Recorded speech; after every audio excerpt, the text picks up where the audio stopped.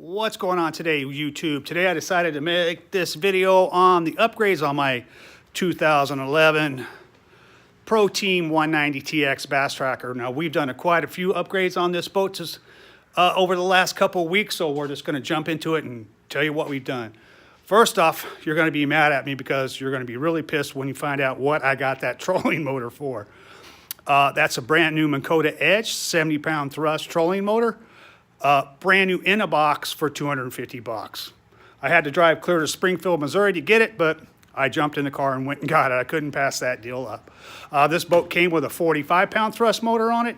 What a piece of junk that is for an 18.6 boat, 18 foot, 6 inches long boat. Junk. So we also put in the recessed pedal. Me and my friend Danny did that. As you can see, that's all nice and clean up there right now. She's ready to go. She's got the Lowrance fish finders forward and back.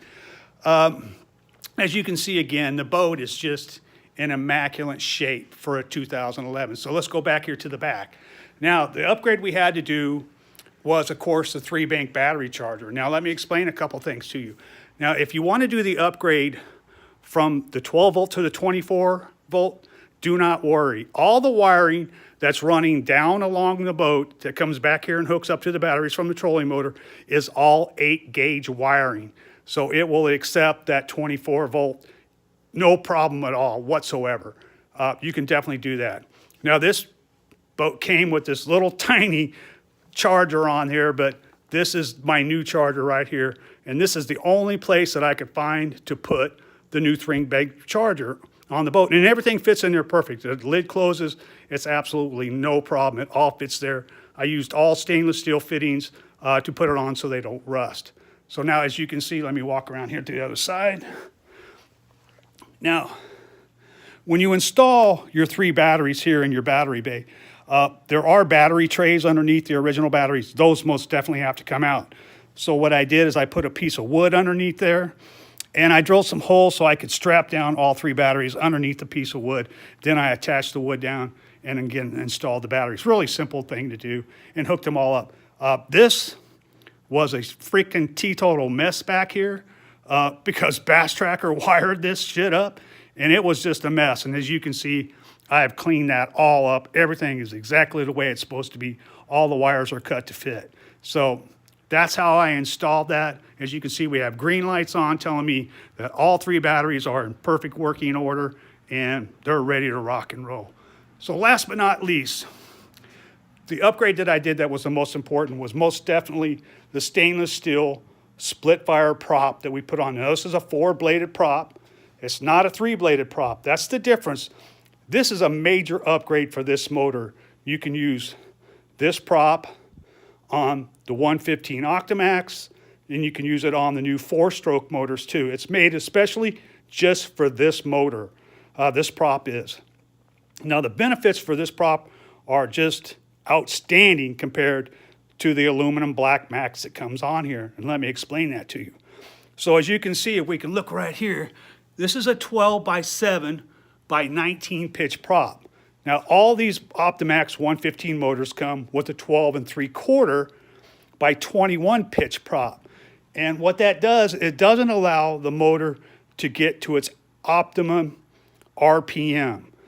When I was running this boat down the lake, before I changed the prop, I get 5,400 RPMs at right at 51 miles an hour. And that's with me, my friend Danny in it, my gear, and his gear in the boat. We do kind of keep it try to light as possible when we're out on the lake, just so we can get across. We only take what we need. That's just something we do. But now with this prop, since it is a smaller diameter prop, it allows that RPM to come up to where it should be. This motor should be running somewhere around 5,750 to 5,800 RPMs. I can now get that RPM out of this motor because of this prop. We went down in pitch, and that allows that, and since it's a smaller diameter, it allows that. Now, since it's a 4-bladed prop, the holding that this boat does now is unbelievable compared to the 3-bladed prop. Before, this boat would not handle rough water very well. You definitely couldn't run down the lake in rough water at full throttle in this boat with the 3-bladed prop. So the ass end of the boat was just everywhere. And I just got so tired of me constantly having to correct it to keep it straight. Now with the 4-bladed prop, this prop just holds like a hammer. I'm telling you, man, it just holds. And it just handles so much better with the 4-bladed prop. Now you think that you would lose mile per hour with this prop, but that is not the case.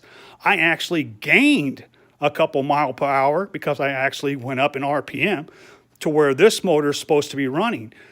I went from 5,400. Right now I'm running the boat at 5,800. I can actually run the boat at 6,000 RPMs just by trimming up the motor a little bit more.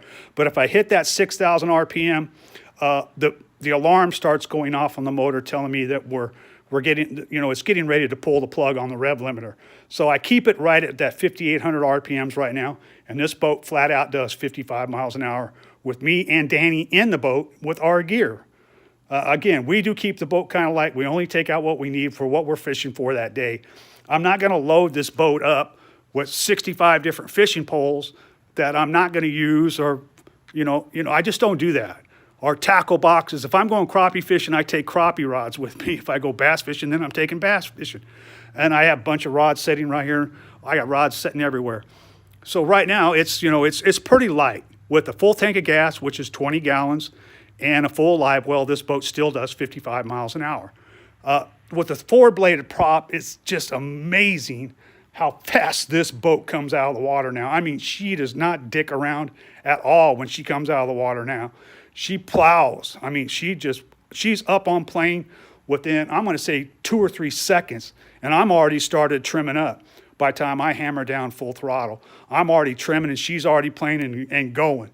Now, she's not the fastest bass boat out there, that's for sure. But in her class, she'll run with the best of them. So it's an excellent motor, excellent prop. If you don't have this prop, I'm highly suggesting you buy it. I paid like $465 for it from eBay.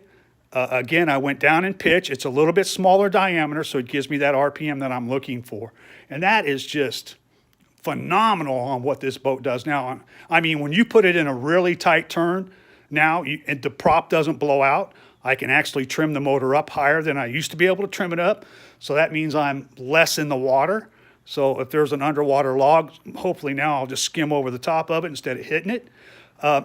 It's just a great running boat for 2011. These upgrades are essential for a bass tracker, because a brand new bass tracker, 2018, to put a 55-pound 12-volt thrust trolling motor on a brand new $21,000+ boat is the biggest joke on the freaking planet. That trolling motor just sucks. It cannot handle this boat. It's just too big. With the 70-pound or an 80-pound, you're in the ballpark now. This trolling motor just pulls this boat all over the lake. No problem at all. The 12-volt is just, I don't even know why they did it. But they did it, and they're still doing it on the 2018s. You only get a 12-volt fucking trolling motor. That's just ridiculous. One thing I have noticed about the 2018s, though, they're coming out with much better fish finders now compared to what they did. That's for sure. You're getting a much better fish finder, but I already had my fish finders on this boat. And but yeah, these upgrades are just a must on this boat. This boat is a bass champion. Now she'll get out there and go. I'll go places where no fiberglass boat will go now. I get in there because I want to get in there and find them fish. But it's all rigged up for the spawning season. It's going to be coming up here in a couple months. So that's what we're looking for. We're just going to get out and tear up the crappie and the bass, and just have a great time here on Truman Lake here in Missouri. But I don't know if I told you or not, but I did only pay $250 for that trolling motor in a box. So yeah, I jumped all over there. I think I did, but I don't want to repeat myself a bunch of times. So there you go. There's the upgrades I did: trolling motor, recessed foot pan, 3-bank charger, and prop. The prop, I'm telling you, if you do anything, do that, because you'll love that. This boat is a whole new boat with this prop on, just the way it handles, let alone that it picked up a couple mile per hour. So there you go, guys.